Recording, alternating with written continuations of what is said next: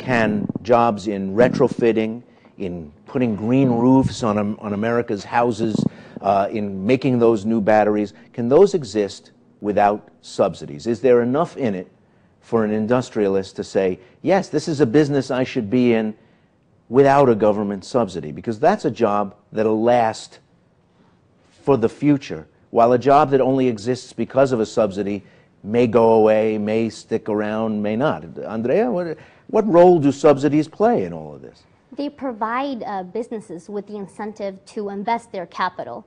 With the, as I mentioned, with the American Reinvestment and Recovery Act, businesses met a lot of the federal funding with their own capital because they're willing to take that step towards environmentally friendly practices, sustainable behaviors, anything that's going to reduce their energy consumption and essentially their bottom line in the future. But they need to know that they have federal support to continue to invest. A lot of states have done this. In New Jersey, for example, renewable energy portfolios requiring certain power plants to consume a certain percentage of their energy from renewable energy sources. It's what's already driving people to look for cleaner technologies and employ people to come in and audit their company to see how they can reduce energy costs, how they can reduce consumption and pollution long term.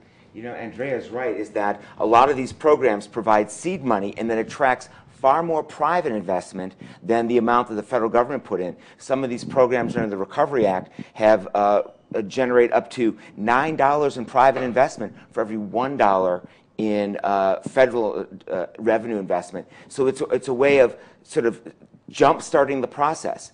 You know, it's interesting. There's a talk about subsidies and cutting subsidies for solar and wind. We've been subsidizing the oil and gas industry for 90 years. We've been subsidizing the nuclear industry for 60 years. Now, as there's a big hue and cry about trying to get the wind and solar industries off the ground, we're forgetting that the playing field is already tilted in one direction. As Javier was saying, we spend about $6 in subsidies for fossil fuels for every $1 investment in wind, solar, and other renewable energies.